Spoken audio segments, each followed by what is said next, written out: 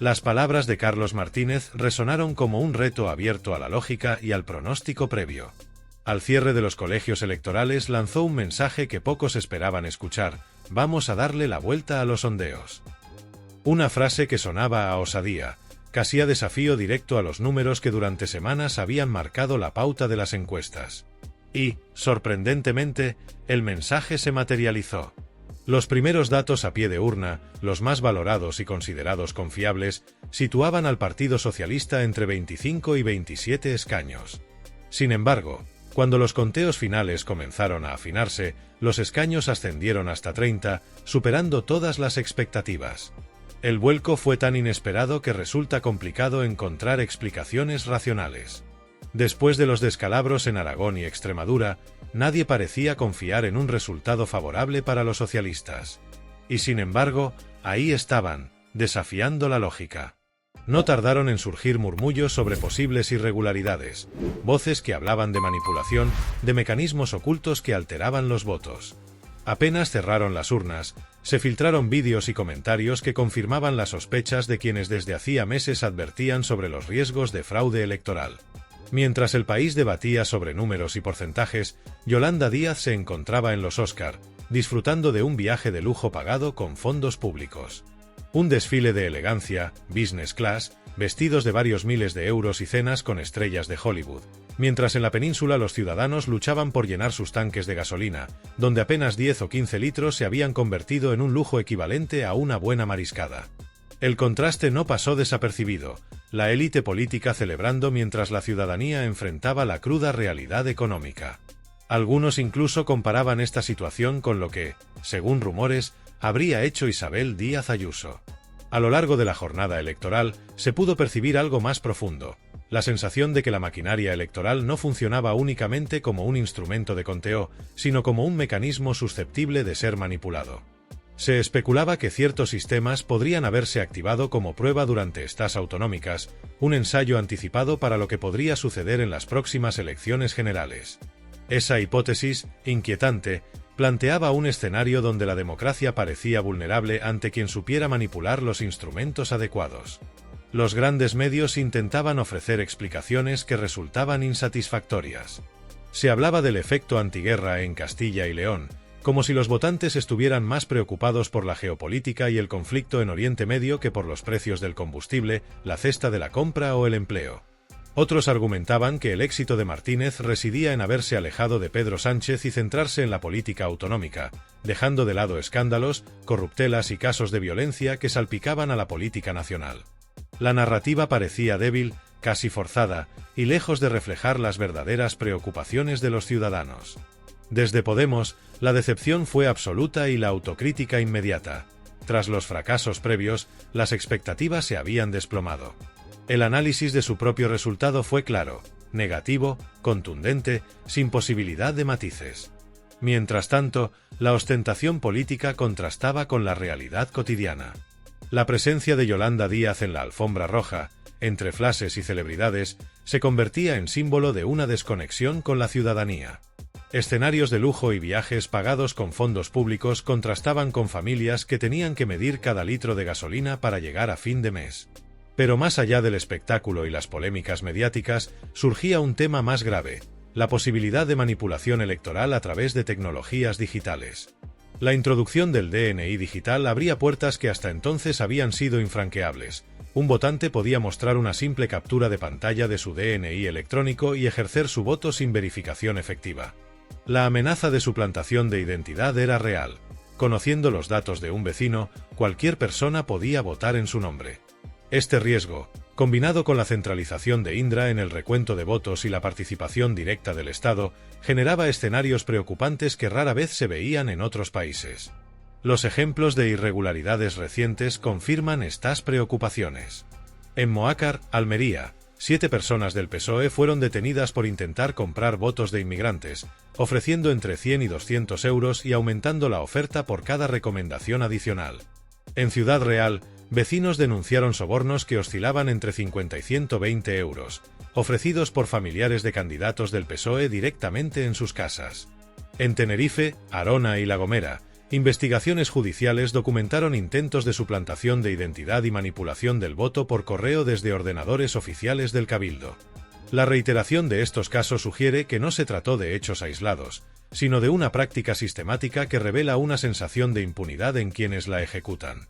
Auditores y especialistas en sistemas electorales coinciden en un hecho inquietante: la incorporación de nuevas tecnologías al proceso de votación, lejos de garantizar transparencia y seguridad, puede ser un riesgo latente que facilite la manipulación sistemática de los resultados. Lo que en teoría debía ser un avance para agilizar la identificación de los votantes y proteger la integridad de los comicios, en la práctica abre un abanico de vulnerabilidades que, si no se controlan adecuadamente, podrían poner en jaque la propia confianza ciudadana en la democracia. El uso de aplicaciones digitales y DNI electrónicos, concebidos para simplificar el proceso de identificación y el ejercicio del voto, ha creado un escenario en el que falsificar identidades se vuelve sorprendentemente sencillo. Un hijo podría presentarse en las urnas utilizando la identidad digital de su madre. Un vecino ausente podría ser suplantado por alguien que conoce sus datos personales. Incluso se podrían manipular mesas electorales completas combinando acceso a información del censo y el uso de estas herramientas tecnológicas. Cada escenario individual parece simple, pero el efecto acumulativo de estas vulnerabilidades es preocupante. Un fraude limitado en una mesa puede replicarse de manera sistemática en múltiples localidades, ampliando el impacto del fraude de manera exponencial. La concentración del poder en el recuento de votos, centralizado en empresas privadas como Indra, y la supervisión mínima en las mesas electorales generan un caldo de cultivo perfecto para la manipulación. La centralización permite que un reducido número de actores controle información crítica y, en ausencia de protocolos estrictos de auditoría externa, cualquier error o irregularidad podría pasar desapercibido. Los auditores alertan que la combinación de vulnerabilidad tecnológica, control centralizado y supervisión escasa no solo facilita el fraude a pequeña escala, sino que abre la puerta a la alteración sistemática de resultados a nivel regional o incluso nacional. A este riesgo técnico se suma un factor mediático que no puede subestimarse. Voceros afines al Partido Socialista, como Sara Santolaya, han utilizado las redes sociales para moldear la percepción pública, difundiendo mensajes que sugieren que los resultados solo serán legítimos si la izquierda obtiene la victoria. Esto prepara el terreno para desacreditar cualquier resultado adverso, generando un marco de interpretación sesgado incluso antes de que se cuenten los votos. La coincidencia entre la narrativa de los líderes políticos y los mensajes de sus medios afines no es casual. Constituye una estrategia deliberada para influir en la opinión pública, transmitiendo la idea de que los resultados son flexibles y que la percepción puede ajustarse a voluntad política. La interacción entre la tecnología vulnerable y la manipulación mediática plantea un escenario especialmente inquietante. La ciudadanía no solo percibe riesgos reales de fraude, sino que se encuentra expuesta a una narrativa que puede condicionar la interpretación de los resultados. Este efecto combinado tiene un impacto directo en la confianza democrática. Cuando los ciudadanos sienten que los mecanismos de control son ineficaces y que la información que reciben está manipulada, la legitimidad de todo el sistema se ve comprometida. Los expertos advierten que, si no se implementan medidas correctivas urgentes, estos riesgos podrían reproducirse en elecciones de mayor magnitud. Castilla y León sirve como ejemplo preliminar. Los problemas detectados en estas autonómicas podrían escalar en unas elecciones generales, donde el impacto de cualquier irregularidad sería mucho más significativo. La vulnerabilidad del sistema no es solo tecnológica, es estructural, mediática y política. La falta de controles independientes, la concentración de poder y la ausencia de supervisión efectiva convierten a cualquier elección en un proceso potencialmente manipulable. Históricamente, los sistemas electorales han dependido de la confianza ciudadana para sostener la democracia. La introducción de tecnología sin protocolos claros de verificación rompe ese equilibrio. En otros países, la digitalización del voto ha sido acompañada de auditorías externas, verificación biométrica y supervisión internacional para garantizar la integridad del proceso. En España, sin embargo, la implementación ha sido parcial y sin suficiente transparencia, dejando espacio para suplantaciones de identidad, votos duplicados y manipulación de resultados. Los riesgos son múltiples y variados. Una hija podría votar en nombre de su madre, un ciudadano podría presentarse como su vecino ausente, se podrían alterar resultados de mesas completas si se combina conocimiento del censo con la capacidad de generar capturas de pantalla falsas de la app del DNI digital. Incluso la manipulación podría incluir cambios de última hora en los sistemas de recuento centralizado, dado que la supervisión presencial es mínima y los mecanismos de control de las actas no garantizan la detección inmediata de irregularidades. El efecto de la manipulación mediática amplifica este problema. Las campañas de comunicación dirigidas por voceros afines a determinados intereses políticos preparan el terreno para desacreditar resultados desfavorables y reforzar la percepción de que solo ciertos resultados son legítimos. La coincidencia entre mensajes de líderes políticos y sus canales de comunicación no puede interpretarse como casualidad. Es un componente deliberado de una estrategia más amplia que combina tecnología, poder centralizado y narrativa mediática para influir en la percepción pública. Si este patrón se mantiene sin cambios, las consecuencias para la democracia española serían profundas. La percepción de vulnerabilidad y falta de transparencia genera desconfianza, erosiona la participación ciudadana y debilita la legitimidad de los resultados. Los auditores alertan que la amenaza no es teórica. Se trata de un riesgo tangible que podría reproducirse en elecciones de mayor alcance, afectando la gobernabilidad y la estabilidad política. Además, la complacencia frente a irregularidades pasadas contribuye a agravar el problema. Casos documentados de intentos de compra de votos, suplantación de identidad y manipulación de censos demuestran que los riesgos son reales y no meras hipótesis. Desde Moácar hasta La Gomera, los procedimientos para alterar resultados han mostrado cómo la combinación de vulnerabilidad tecnológica y centralización del poder puede ser explotada de manera sistemática. La percepción de impunidad es palpable. Quienes participan en estas prácticas parecen operar bajo la certeza de que no serán detectados ni sancionados. La lección es clara: la democracia no se sustenta únicamente en el acto de votar, sino en la integridad de los procesos que lo respaldan.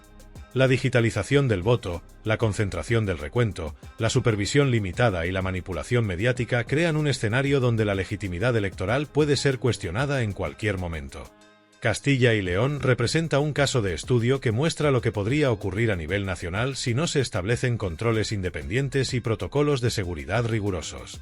Por ello, la ciudadanía y los organismos de control deben exigir medidas inmediatas: auditorías externas, protocolos de verificación biométrica, supervisión presencial efectiva y transparencia absoluta en el recuento. Cada voto debe ser trazable, verificable y protegido contra cualquier intento de suplantación de identidad.